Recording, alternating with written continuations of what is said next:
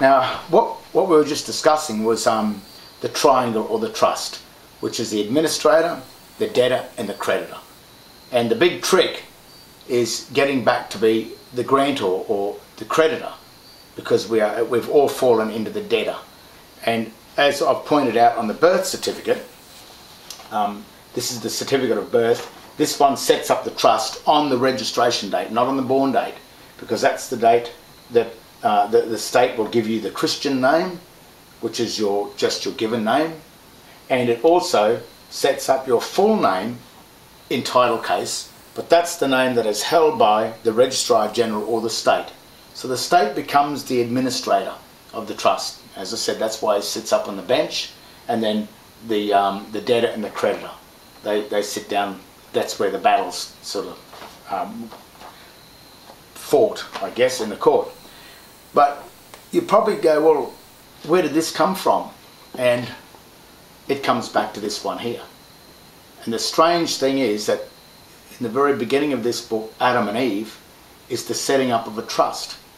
And as I said before, God came to Adam and he said, name all the things. And here's the name here. There's the thing that was named. In this case would be the full Romley Stewart Stover name, which is setting up the trust.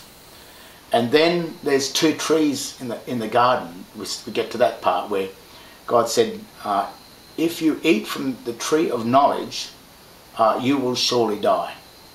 So what he's actually saying, and this is the strange story about the Adam and Eve story, once you've worked out the code. The word tree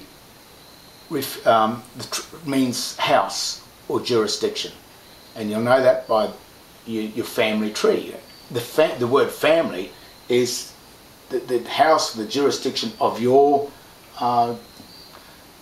universe, of your family. So you've got two trees, which actually is two jurisdictions, and the tree of knowledge is the house of the debtor. The tree of life is the house of the living. And what the warning is there is, if you enter into the tree of knowledge, which is acknowledgement, a trustee, a servant, you will surely die. And that was one of the warnings. So what he's saying there is, you cannot be the debtor and the creditor. You can either have a choice of being the debtor or the creditor. But if you choose to enter into the house or eat the fruit of the tree of knowledge, which is entering into the house of the debtor, you are not recognized in the house of the living, the tree of life. They're not trees as in, here's an apple tree and oh, this fruit tastes whatever. It's an actual symbol of entering into your choice of entering into the house of the debtor and the creditor. And that's one of the choices that God gave man, and he had a blue with Satan, because Satan wanted to tell man what to do. But God said no, he has a choice of where he wants to go. He's got the choice. And that choice was given, the symbol of that choice is in Adam and Eve, which is the setting up of the world trust. That's why it's a trust law. And this is called, the word universe means one word.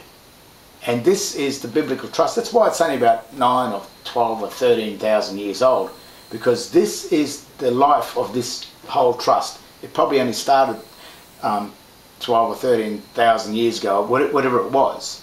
But prior to that, this was not the beginning of the world. It was the beginning of the universe. And once you understand what the universe is, it means one word. So that one word started 12 or 13,000 years ago. And Adam and Eve was the beginning of trust law within this book. And that's what it said. That's the code. I mean, when you read the story, if you're not really aware of the code, it's a lovely story, but it probably doesn't mean much. But once you've worked it out, you'll see that there's the triangle. There's the word, which is setting up the dominion, and then there's the administrator, the grantor, or the administrator of the dominion. So you've got that choice. But once you become the debtor, which is the surname, you are bound by that law. And the debtor law, as we've seen, is all uppercase laws, because on the birth certificate it clearly defines the given name as descriptive text in proper English, as described in the Chicago Styles Manuals and the Oxford Styles Manuals, the whole lot of them.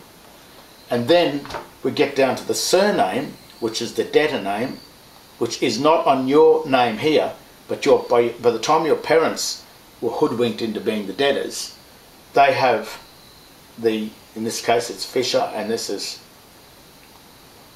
which word I can't pronounce, but that's two, you can see them, they're all uppercase trusts, and the uppercase is the gloss, which is identified in here as the American Sign Language, or the glosser, which is the corruption of the text.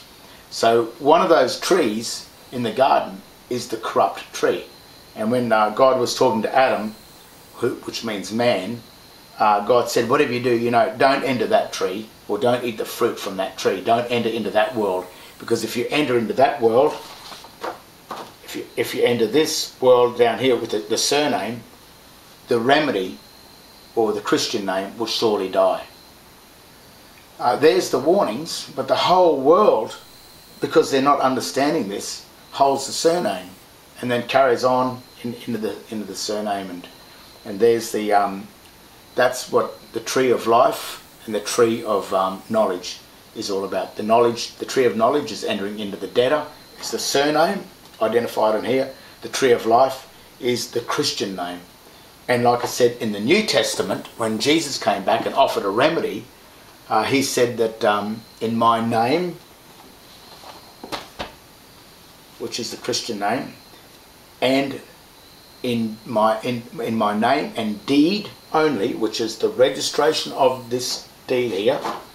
Here's the deed here, and this is registered on the registration date, not the born date.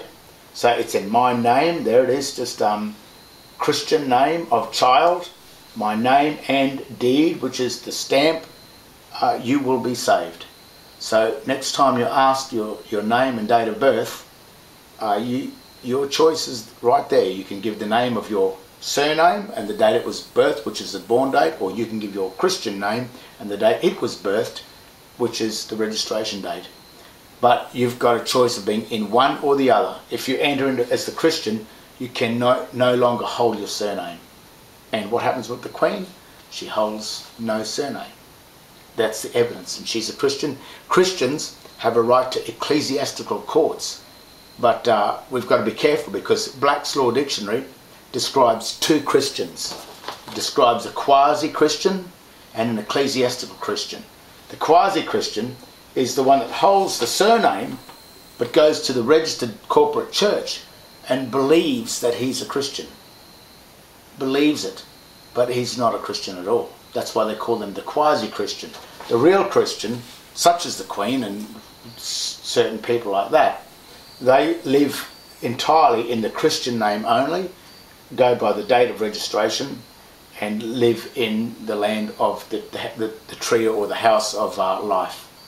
So they're not subject to all of the laws. The Queen is not subject to the courts of these surnames. She's subject to the ecclesiastical courts, which are the courts that deal with true law, or the criminal codes and the Crimes Act.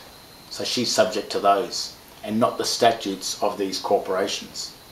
So that's a little bit about the weird side of this strange book sitting in the courts.